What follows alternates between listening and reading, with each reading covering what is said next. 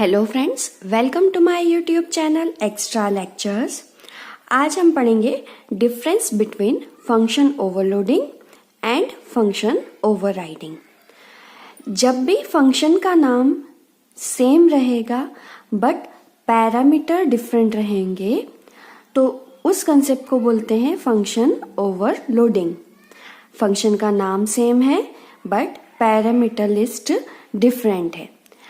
अगर दो फंक्शन या दो से ज्यादा फंक्शन के सिग्नेचर सेम रहेंगे, सिग्नेचर का मतलब फंक्शन का नाम और उनके पैरामीटर्स दोनों अगर सेम हैं तो उस कंसेप्ट को बोलते हैं function overriding.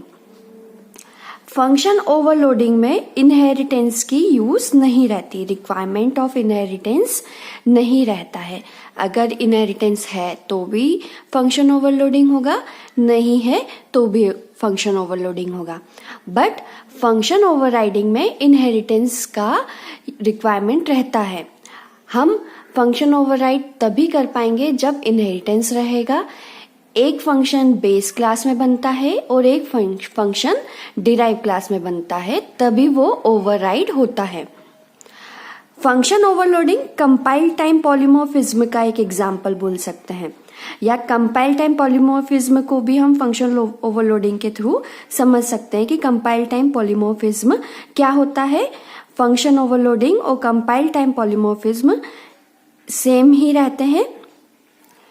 Run time polymorphism function overriding का एग्जाम्पल है, या ऐसे समझे रन टाइम पॉलीमॉर्फिज्म क्या होता है, जब दो फंक्शन या दो से ज्यादा फंक्शन के सिग्नेचर सेम रहते हैं तो उस कंसेप्ट को फंक्शन ओवरलोडिंग बोलते हैं और हम अचीव क्या करते हैं, रन टाइम पॉलीमॉर्फिज्म।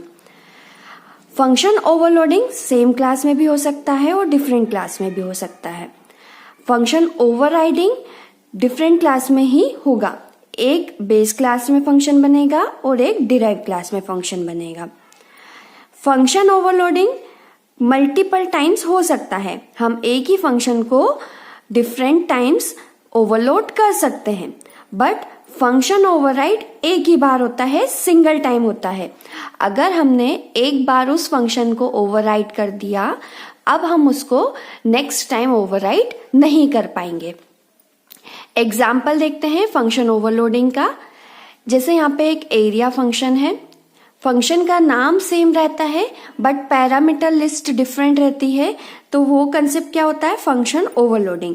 यहाँ पे फंक्शन का नाम सेम है बट पैरामीटर लिस्ट डिफरेंट है। यहाँ पे एक पैरामीटर है, यहाँ पे दो पैरामीटर है, ये दोनों सेम क्लास में ही हैं। फंक्शन ओवरराइडिंग में एग्जाम्पल देखते हैं। एक एरिया नाम का फंक्शन है जिसके अंदर दो पैरामीटर हैं। अब दूसरी क्लास में एक और एरिया नाम का फंक्शन है जिसके अंदर दो पैरामीटर है। यहाँ पे सिग्नेचर सेम होना चाहिए। एरिया स्मॉल लेटर में है, अगर एक एरिया स्मॉल में रहेगा और एक कैपिटल में रहेगा तो ये दोनों अलग अलग फंक्शन रहेंगे, ये ओवरराइड नहीं है। यहाँ पे पैरामीटर भी सेम होने चाहिए। इंट ए है, अगर इंट बी है तो दूसरी क्लास में इंट ए और इंट बी होना चाहिए। ऐसा नहीं है कि इंट ए है और दूसरी क्लास में फ्लोट बी हो, तो ये दोनों अलग अलग फंक्शन हो जाएंगे, फिर वो अलग मैटर हो जाएगा। यहाँ पे फंक्शन का नाम और पैरामीटर दोनों सेम होने चाहिए, रिटर्न टाइप सेम होनी चाहिए, तब उसकी सिग्नेचर सेम होता है। सो आई होप सो आपको फंक्शन ओवरलोडिंग और ओवरराइडिंग का कंसेप्ट क्लियर है। Like share subscribe my channel extra lectures. Thank you.